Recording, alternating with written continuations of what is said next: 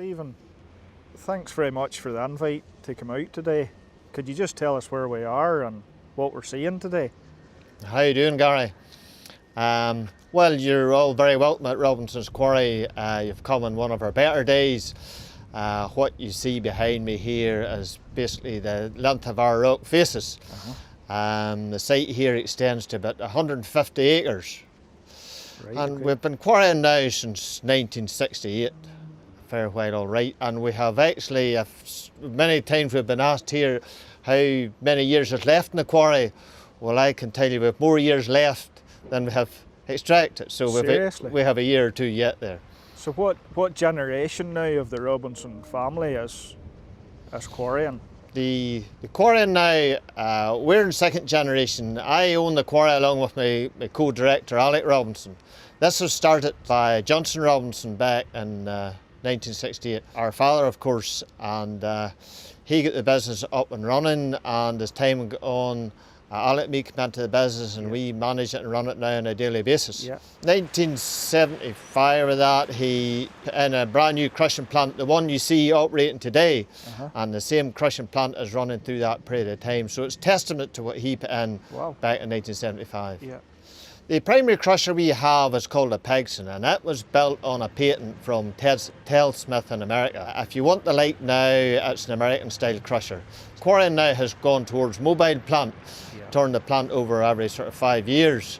We still feel we have the age on the mobile stuff, we put in a good fixed stationary plant. We've seen a blast happening here today, as you referred to, but can you talk us through just the process from face to finished product?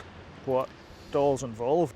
The process in blasting here starts about 4 weeks prior to today. We engage specialists to come and they take an image or a profile, as they call it, of the rock face. That gives us then from there all the weak spots in the rock and where we can drill and where we can place our holes. That gives us a drill plan which we then give to a drilling contractor, and we use a local drilling contractor here, Daniel Macaulay, and he's drilled the quarry for us here for quite a number of years. He drills the holes, 100 mm diameter holes, down about anywhere between 21 to 24 metres. That takes about 4 to 5 days. Okay. Whenever that is complete, then the blasting engineers who put out the drilling plan for us, they then order up the explosives. They make an application to the local authorities here to transport that explosives, and we receive a permit for the day we want to make the blast. It's down to a specific time and date. Whenever they arrive on the day with the explosives, none of it goes home. It has to all go off.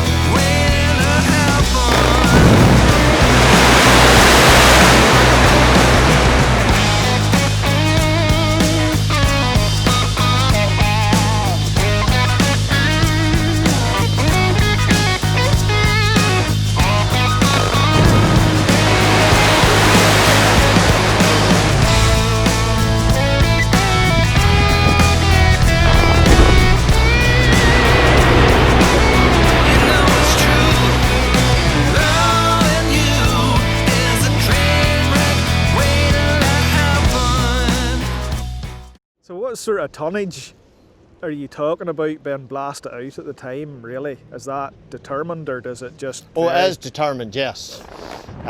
Today we would have blasted in the region of about 35,000 tonnes of rock, and we used about 7.5 tonnes of explosives. It's pre-mixed on the site on the day.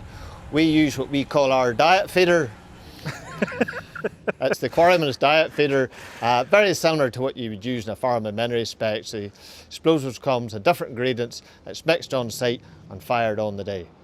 Okay, so what happens now then? That's obviously in a big pile over there, and that needs something done with it. Well, what we'll do now, Gary, is we'll start in tomorrow morning with our Komatsu, our PC 490, 49-tonne machine. We'll start and load that. We have a couple of dump trucks will haul from that. We have a 65-tonne dump truck and we have a 45-ton truck, and those will start and load out of that. And we'll clear that up in about 3 weeks. Seriously? In about 3 weeks. But the process is relentless, hence we need plenty of room, and then we keep about 2 or 3 shots in front of us all the time. So. Yeah. So that's all crushed down into various grades, different sizes, screened, cleaned, all of that correct. process. The rock, as it were, goes into our primary crusher. The first time you see it, it comes out as a 100mm down product. We call 4-inch crusher on. At that stage, it's got 2 crushings. First one's primary crushing, second crusher is through a large cone. Comes out a 4-inch crusher run into our fines plant, and from that we produce a number of products. We produce a 63mm crusher run, we produce a 38mm crusher run, drainage stone, blinding, 6mm aggregate, 10mm aggregate, 20mm aggregate, and 14mm aggregate for driveways. And it's not just stone comes out of this quarry, there's also another very prominent business here with blocks, which Robinson's is quite sought after for. The half of our business is concrete blocks, and you make concrete blocks generally where you have a sort of aggregate. Yes. You have on-site aggregate, so about 30% of the stones that we produce goes into concrete blocks. The blocks and their value makes up quite a bit of our turnover here. They go along with the stones, and if you're making a site into a new house, the first thing you'll need stones, and the next thing you'll need from us is concrete blocks. Yeah. You mentioned there your 490 and your rock trucks. There's also quite a large Komatsu shovel floating about there, 470. That's a big part of the operation here. Absolutely. The machinery now, where a number of years ago the machine had less technology about it and maybe it could have been run on for a few years. Yeah. A gentleman quoted a saying to me one time that technology is a new rust. Whereas in many years ago you've had a car with a rust out from below. Yeah. Nowadays technology forces equipment to be kept fresh. Yes. We try to turn our equipment over anywhere between 10 and 12,000 hours. Okay. The technology employed in all sorts of equipment now, not only quarry equipment, but as you know, and agricultural equipment and cars, makes it difficult to run them on any period of time. They become expensive to maintain. You seem to like your Komatsu stuff here. Does it do well for you? Or? We have a good long experience of Komatsu equipment, and it does do well for us, of course. Yeah. We're supported by an excellent dealership here, and we have a good relationship there. The equipment does perform well for us. As you would understand, in any situation regarding what it is, if the equipment doesn't perform, you would be looking to make changes. But yes, that works for us well. And when it comes to your delivery trucks, I should say, your tippers and your block trucks, you have a mixed fleet there of Volvos and Scanias. Is there any reason for that, or is there any preference, or does one do a job better than the other? Or? The prime aim in running any sort of truck, and it goes for our quarry equipment as well, is that anyone can sell you a new lorry or a new machine. It's really who can keep it fixed after that. Yeah. They all break down. Exactly. Sadly, they all break down. However, we have 2 excellent dealerships local to us here, Dennison's and Road Trucks in Larne, and they're very supportive of the equipment we use. Yeah. Drivers like driving premium band machines. Means we can tap into the best there is in drivers about. Yeah, I understand. Yeah. Which makes life easier for us also. We like the Volvo brand and the Scania brand. It's good premium rate equipment. And when it comes to selling it again, it's the residuals there. Residuals were there and resale for them is good, yes. Yeah. I see a couple of XTs, or a few actually XTs in the fleet now. That's a purely construction type truck. Do you find that's a good lorry?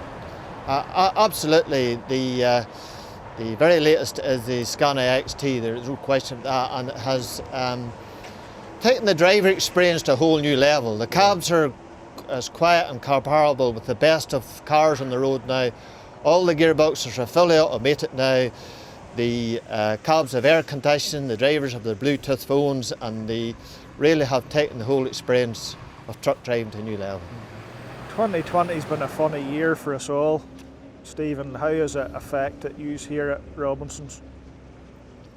2020 certainly has been a very funny year. Yeah. Whenever our Prime Minister gave that fateful speech on the 23rd of March, we all wondered where we'd be today. However, we supported the community in the lockdown. We were closed here for a period of 4 weeks. Certainly now it gave us concern as to what would be coming out the other end. But also around that time, if you recall, we had 12 weeks of unbroken sunshine. Agriculture took to the fields. They were there for us whenever we opened up again, and there was a whole boom for about 8 weeks there in agriculture. We're in the heart of rural economy, just where we are here at the moment. The farmers were very good. They waited on us. They came back whenever we were ready to open the doors, and all our drainage products just went out the door in a matter of 6 weeks.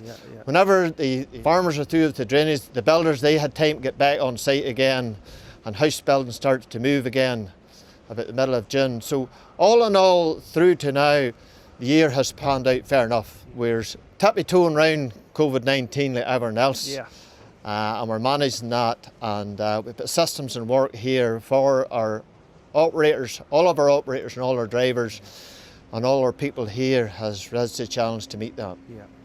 I was through the quarry there, must be a couple of months back now. There was a local tractor run hosted in aid of the air ambulance. Hold on, turn him back round.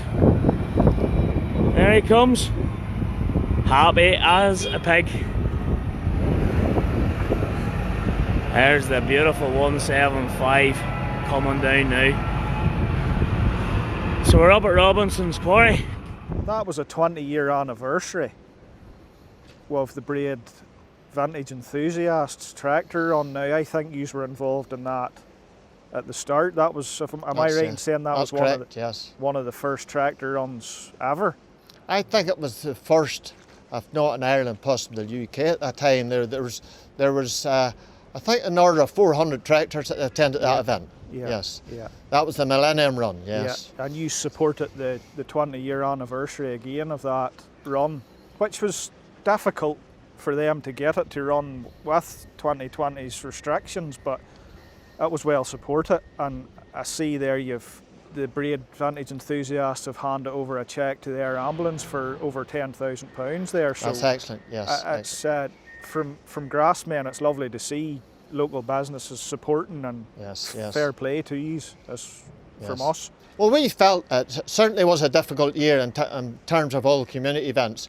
And since our business here trades locally, we try to support the local community as much as we can in any events. It was a difficult decision for the Braid Vintage Enthusiasts, given the period of the times. However, we felt we could assist them with the event through the quarry here. After all, we had 150 acres to run them round, so they could have plenty of social distance in that respect. And we're delighted to be able to help the Braid Vintage Enthusiasts and raising that fund for the air ambulance. Absolutely delighted in that. Well, Stephen, look, thank you so much for letting us have an insight into the business. And thank you, Gary. I hope it's not the last time we're here. Absolutely. Thank you very much, and you're all very welcome anytime. Thank you.